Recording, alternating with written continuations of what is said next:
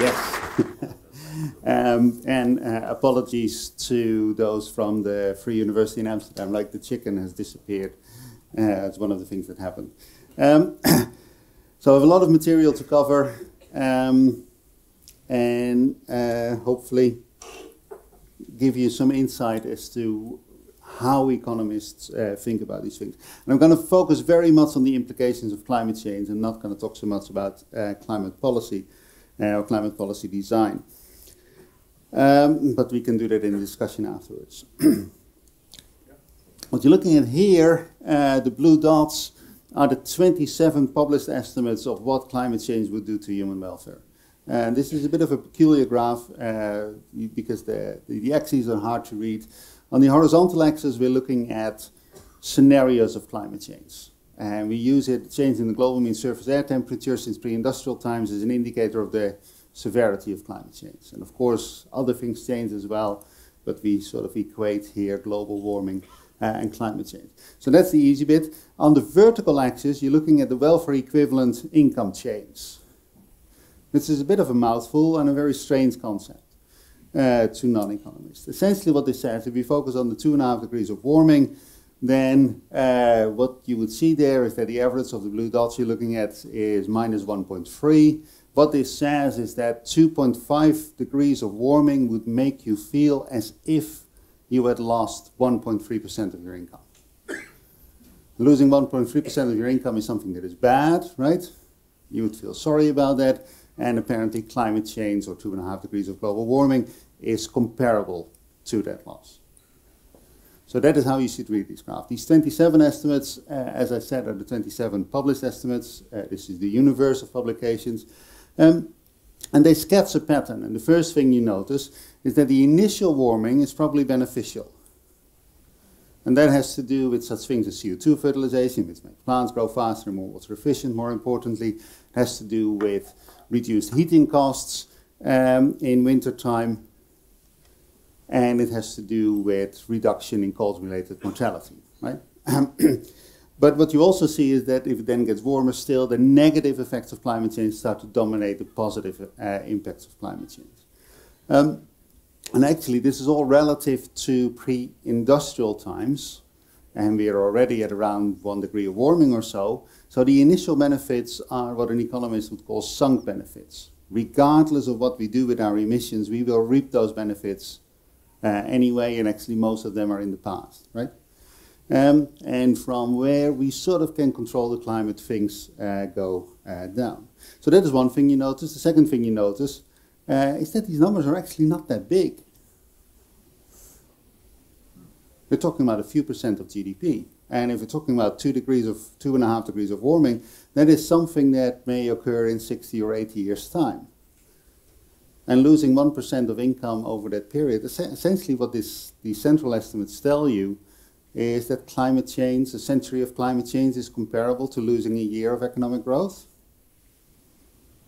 There's uncertainties about this, and that's sort of what's indicated in the dotted red lines, which suggest that negative surprises are much more, A, that the uncertainty is large, and B, that negative surprises are much more likely than positive surprises. That has to do with the structure of the problem.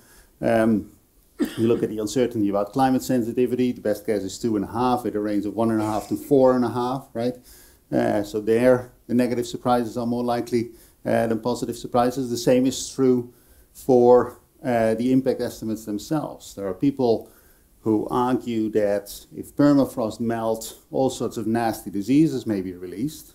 It may or may not be true, very hard to quantify, but that negative surprise is definitely there. Nobody has seriously suggested that if the permafrost melts, it will release a chemical that will make us all blissfully happy, right? Those things are not on the books, but the very nasty, the very negative scenarios are on the books. But what it suggests is that climate change is, yes, a problem. It causes a welfare loss, and therefore perhaps it's a problem we would want to solve. But at the same time, this is not a very big problem, right? Losing 1 year of economic growth is bad, but there's other things, right? And if climate change is sort of that order of magnitude, or perhaps it's a decade of lost growth, if you look at, you sort of focus on the lower bound of the uncertainty and you want to be very risk averse, it's not the biggest problem of humankind, right? If you compare climate change to, say, the 3 lost decades of economic growth in Japan, then climate change seems to be a smaller problem. If you compare it to what the euro did to Greece, where in 5 years' time, between 2008 and 2012, the average Greek lost a third of their income.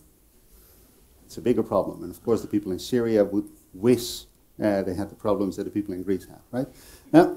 Now, this sort of assessment of the economic impact of climate change is, of course, completely at odds with what you read in the media.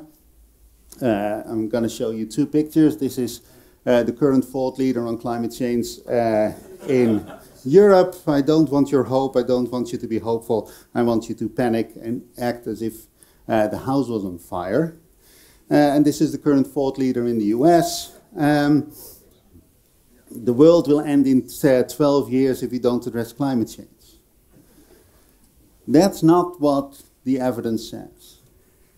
Now, the picture I show you here is on the world average. This is how the world average person would feel. It's of course completely irrelevant because very few people are at the world average.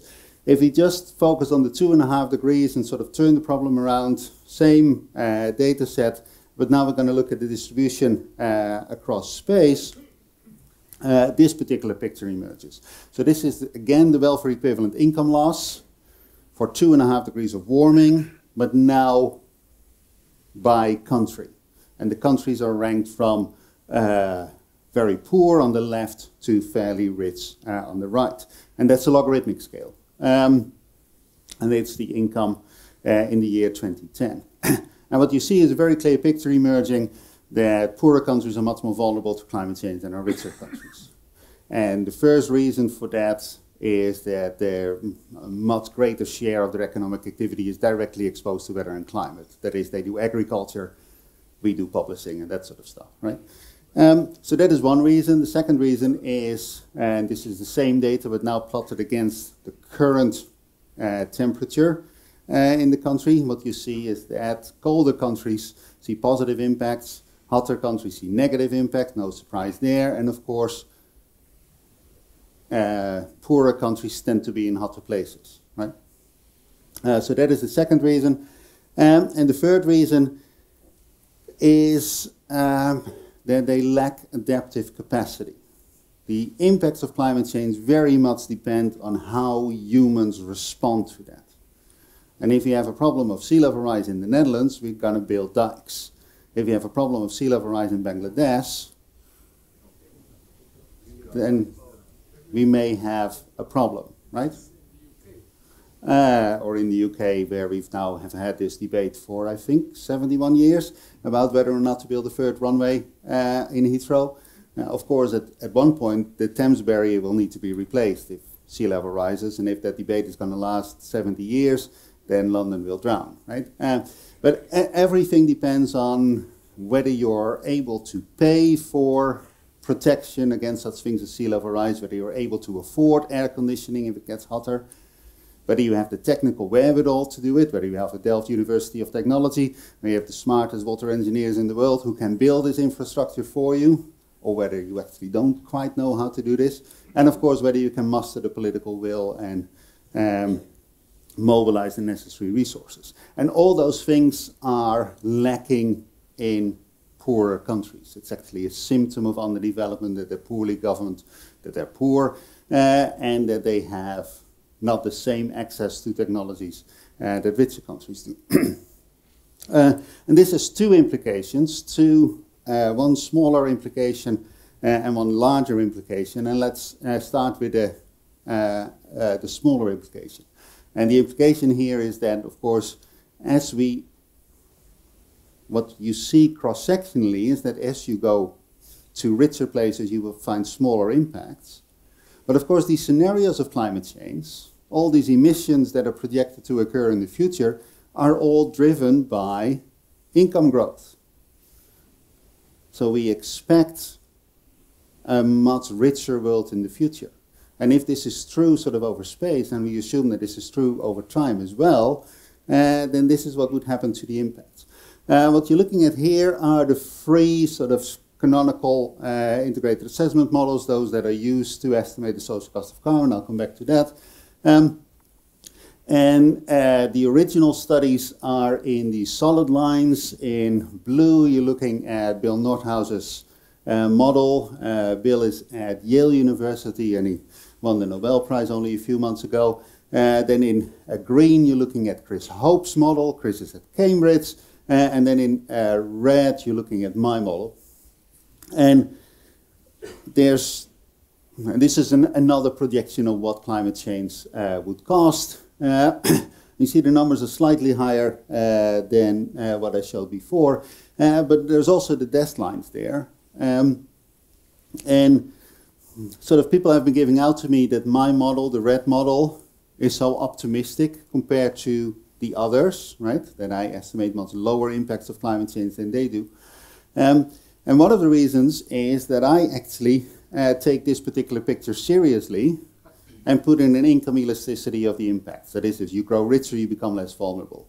And if you switch that off, you go from the solid red line to the dashed red line, and I'm much closer to what Hope and Nordhaus say. And that is because they implicitly set this parameter to 0. And if you set that parameter in their model to the same value as in my model, you go from the top blue line for Nordhaus to this blue line, the dashed one, and from the green line to the dashed green line, and all of a sudden we agree again, right? And they make the somewhat crazy assumption that even though in their model they assume that poorer regions, poorer countries are more vulnerable to climate change than richer countries, that as these poorer countries grow richer, they don't become less vulnerable, which is, I think, an inconsistent assumption and drives actually most of the difference between the models and leads to a severe overestimate of the impacts of climate change. Now, there's other implications of this poor means vulnerable. And I'm going to give you two illustrations. The first is a map of the implications of climate change for malaria. And yellow is bad, malaria increases, red is very bad, purple means malaria is introduced in places where it's not before, and if you look very closely, there's also a few greens there that actually say, well, in these places malaria will decrease because of climate change. Now, why is this? The parasite likes it hot, and the warmer it gets, the more virulent the parasite becomes. Second, mosquitoes like it hot and wet. So if we project a hotter and wetter future, then we would project a more malarious future. So that is the first piece of information. The second piece of information is, where is malaria at the moment? And there's 5 colors on this graph, on this map. In red, we're looking at those places where there is malaria. In yellow, we're looking at those places where there could be malaria, but there isn't. And then in green and in blue and in white, we're looking at those areas where there can't be malaria for different reasons, because it's too dry or too cold, or things like that, or too dry and too cold. So the crucial difference here is between the red, where there is malaria, and obviously there can be malaria, and the yellow, where there could be malaria, but there isn't. And if you know your economic geography, you immediately recognize the difference between the yellow and the red, and that is poverty, right? The rich parts of the world, even where there could be malaria, there isn't. And I remind the Dutch people in the audience that William the Taciturn, the father of our fatherland, suffered from the other day fever, right? He did not die of the other day fever, but he did suffer from it, and that was, of course, the old-fashioned word for malaria, right? So malaria used to be in the Netherlands, but it isn't anymore. And the reason is not so much that we are richer, but it has to do with, because we're richer, we pave our roads, we have proper roofs on our houses, and that takes away the small puddles of still standing water that mosquitoes need to breathe, right?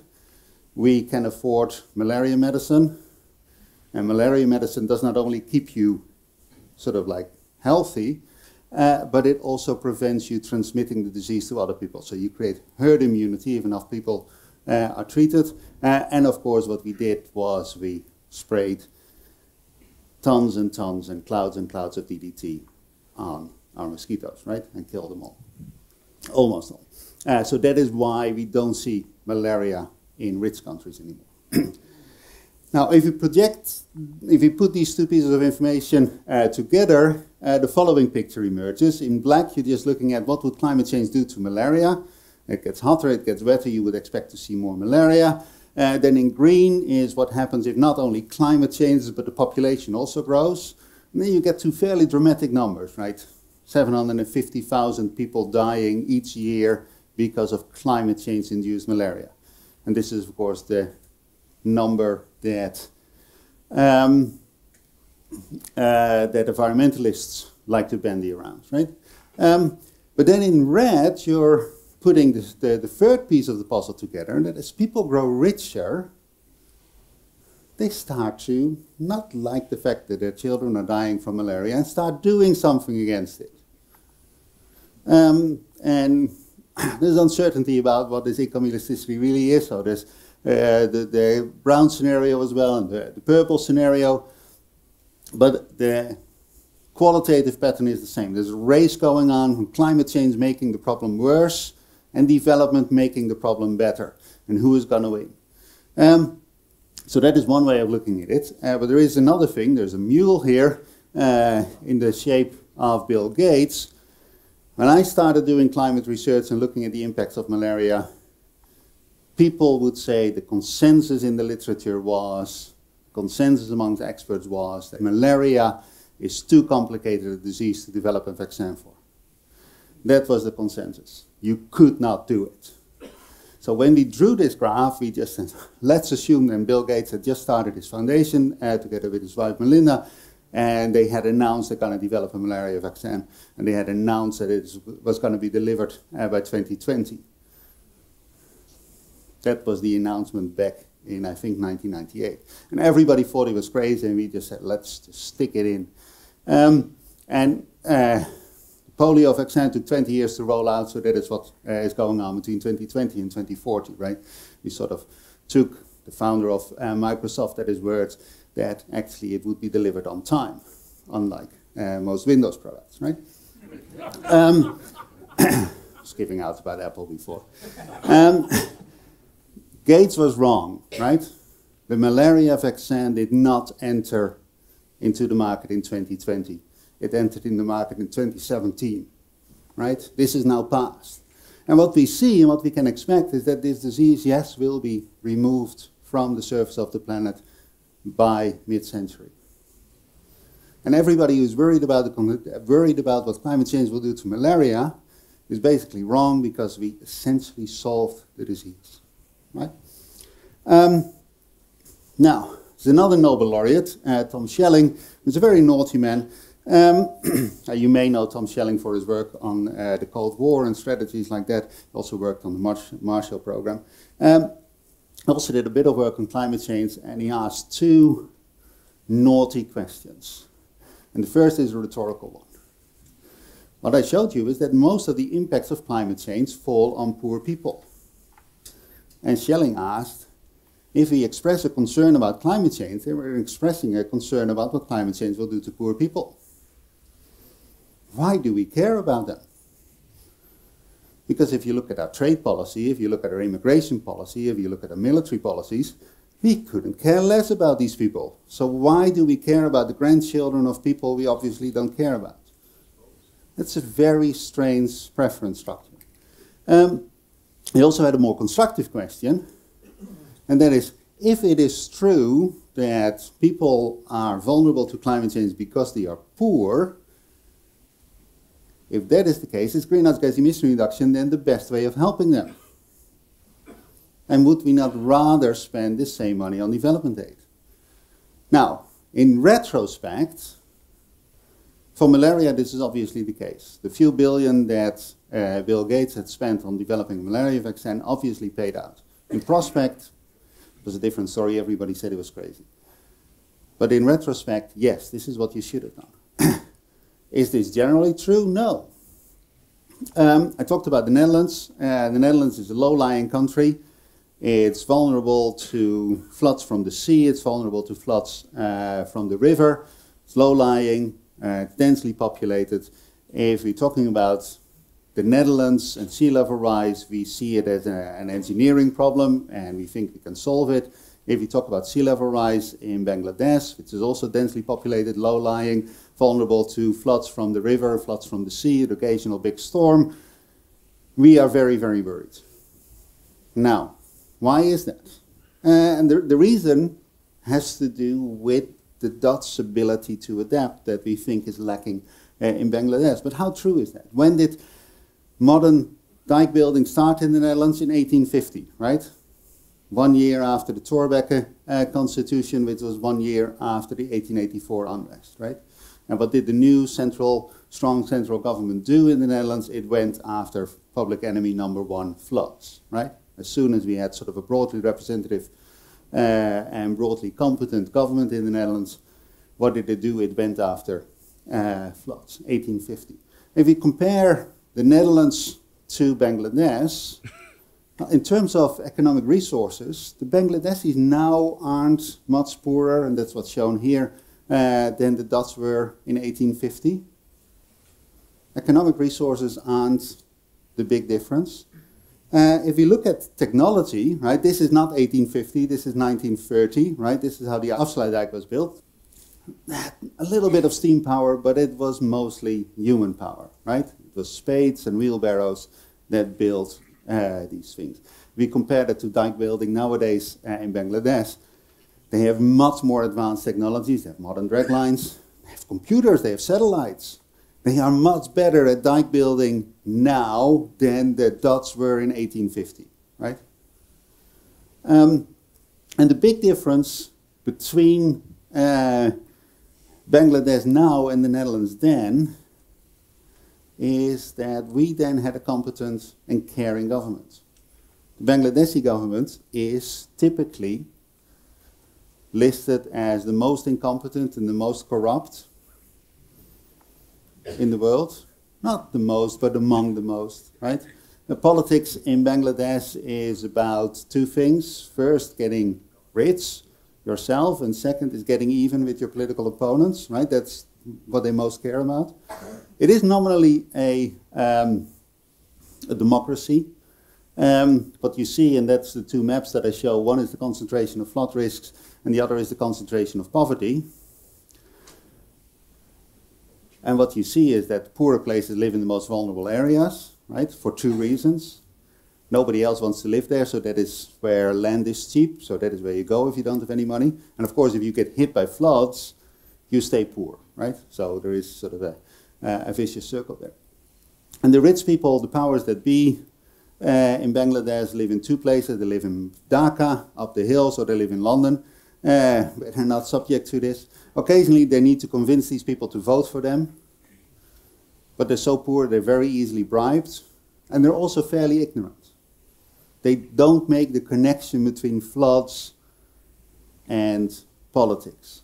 They don't realize that if we elect bad politicians that don't care about us, then they won't solve our problems. They make that disconnect. That is a sentiment that you would see expressed in Bangladesh, that floods are an act of God. They're not an act of a bad politician. They're not negligence of bad politicians. They're an act of God.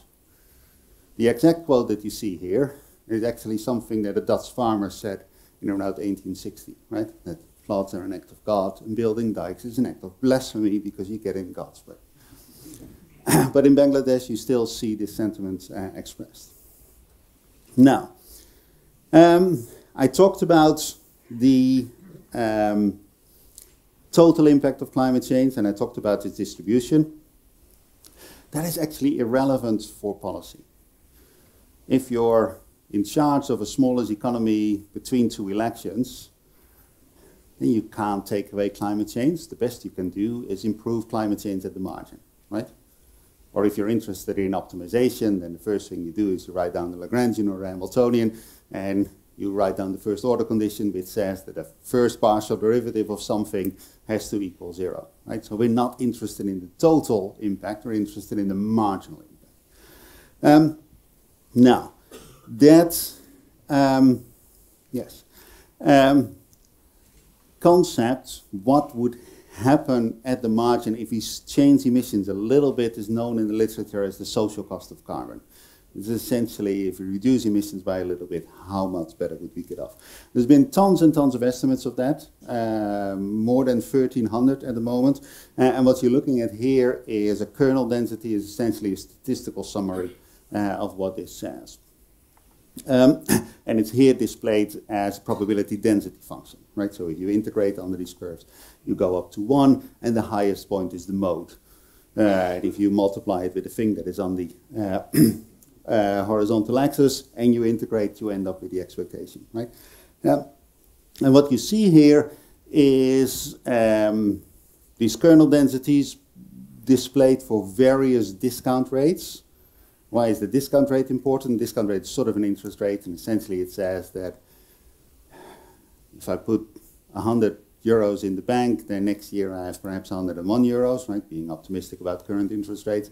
And that means that 101 euros next year is the same worth as 100 euros this year, right? So that is what a discount rate does.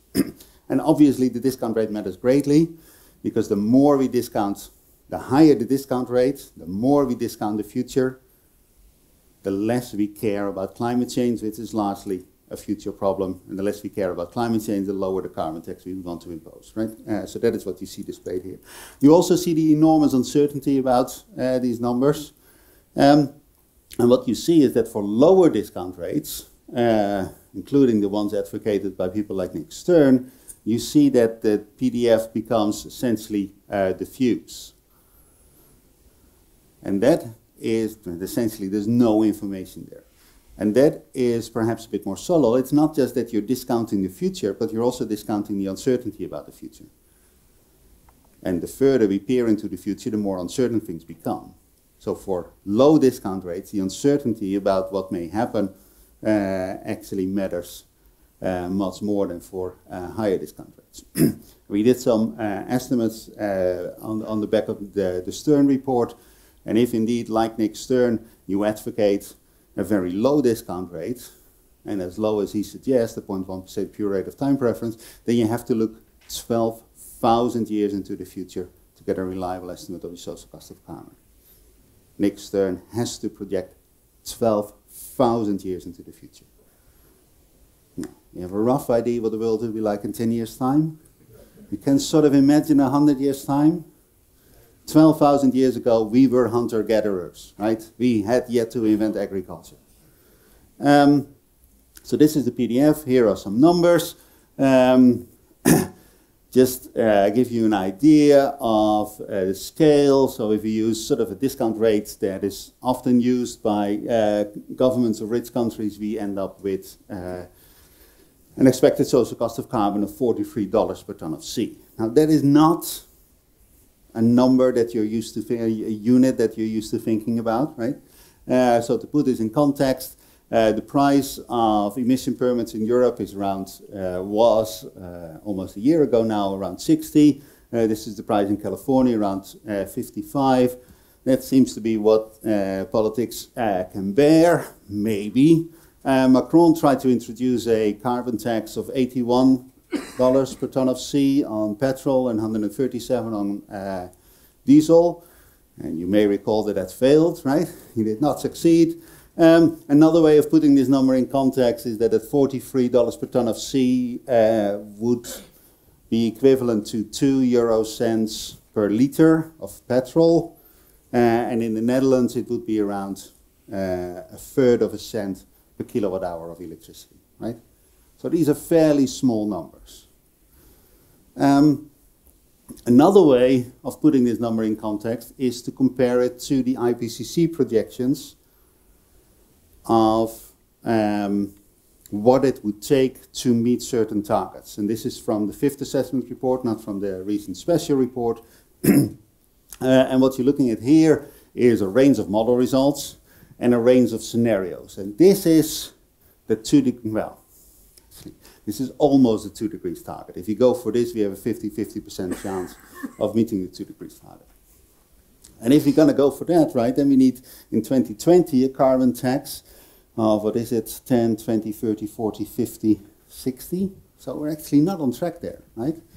That this immediately suggests that this is actually the 2 degrees target, or 50% chance of meeting the 2 degrees target is not optimal.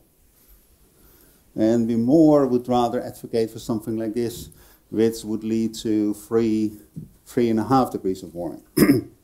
And of course, the other thing that is going on here is that the carbon tax that is imposed here is a global carbon tax. So really, in order to get on track to the 2 degrees target, not the 1.5 degrees target, the 2 degrees target, what we need to do is, by the year 2020, which I believe is fairly soon, we need to convince, well, first we need to expand the EU ETS to all emissions in Europe. At the moment it covers only 60%. And then we need to convince the rest of the world to follow suit and adopt our climate policies, right? That is what gets us on track to 2 degrees. And then, that's only the starting point, and that's a logarithmic scale again, right? Then we need to go to a carbon tax of, this is 1,000, right? Of well over $1,000 by the end of the century. I skipped one thing to save time, but in order to set up Nick Lewis later, I'm going to show this table. Obviously, a lot of assumptions go into the calculation of the social cost of carbon. And one dimension I talked about, that is, do we assume that vulnerability stays the same, or do we assume that as people grow richer, they become less vulnerable to climate change? And this is where we assume that things stay the same. And here is sort of central estimate, and here people really respond to economic growth. And you see that it matters a lot, right? We go from 21 to 6. That's a factor 3 difference. In most of the estimates, and that is, does vulnerability change with economic growth? On the sort of rows, you're looking at the climate sensitivity. What do we assume? How much would the world warm if we double the atmospheric concentration of CO2? And Nick is going to talk about that. I'm just going to put up here scenarios. The numbers that I showed you previously are all in this range. If you, let's focus on this one, if you believe that climate sensitivity is not 2.5 degrees per doubling of CO2, but only 1.5, then this 11 becomes 4.5, right?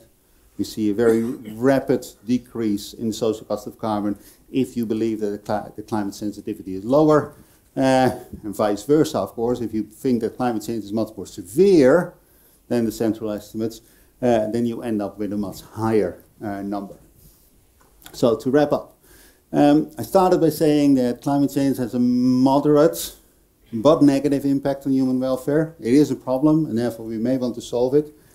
But many of the larger and the more scary impacts of climate change are really symptoms of underdevelopment. And really, we may want to solve these problems in a different way. And then the final point I try to make is that these estimates of the social cost of carbon suggest that if our aim is to maximize human welfare, then we should advocate for a modest emission reduction, not for the stringent emission reduction that is currently advocated by our political class. That was all I wanted to say. Thank you for your attention.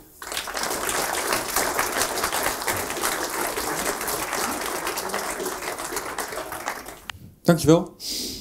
Thanks, Richard. Yeah, we have skipped to change to English. So Could please, you indicate the main factors that are causing these extra costs due to climate change? Yeah, I apologize for jumping over them far too quickly. Agriculture is one, but there's positives and negatives. Energy use is one, but there's positives and negatives. More energy use in summer to keep ourselves cool, but less energy use in winter to keep ourselves less warm, right? Because it's warmer outside. Human health is a big issue. where again, for heat stress and cold stress, there's sort of a mixed thing, but tropical diseases are by and large negative, unless you believe that Bill Gates has taken these things away. Sea level rise, obviously, is an issue.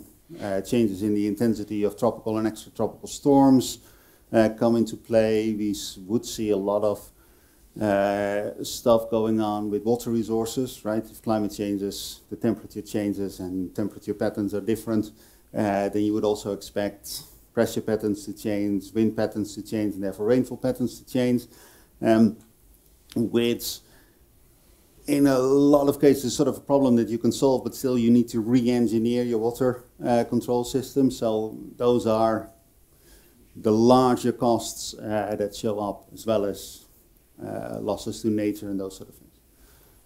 Is it completely based on the IPCC report, or are also other factors taken into account? For instance, the tropical storms are not seen to be increasing as the report states?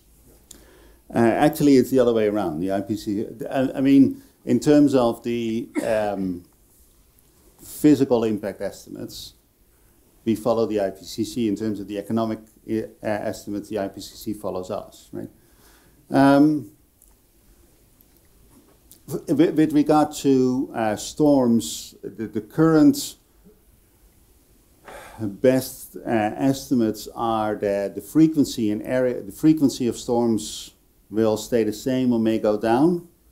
That the area in which tropical storms occur will not expand, but that the intensity of storms, the wind speed for both tropical storms and extratropical storms, will increase. And that is because there's simply more energy in the system if it gets warmer. The problem with that from our perspective is that it's not so much the frequency of storms that does the damage, but it's the wind speed that does the damage. And the engineers in the room would know that the force that wind exerts on a building is the wind speed, the maximum gust, to the power of 3. So even a small increase in intensity, a small increase in the wind speed would do a lot more damage. Whereas damages are actually slightly less than linear in the number of storms. So it's the intensity that matters, and unfortunately the models tell us that the intensity of storms will increase. Okay, more questions? Please use the microphone and... Yep. Thank you. If you would turn it around and look at the other half of the spectrum, if we assume that CO2 has very little or no influence, but the sun is the real heat source for us, if you get a new small or large ice time, Maunder minimum or something like that, what would be the social cost then in the form of hunger, more heating and all these things? Should we be happy if it gets 1.5 degrees cooler? Actually, the very first estimates of the impacts of climate change is the one here, published in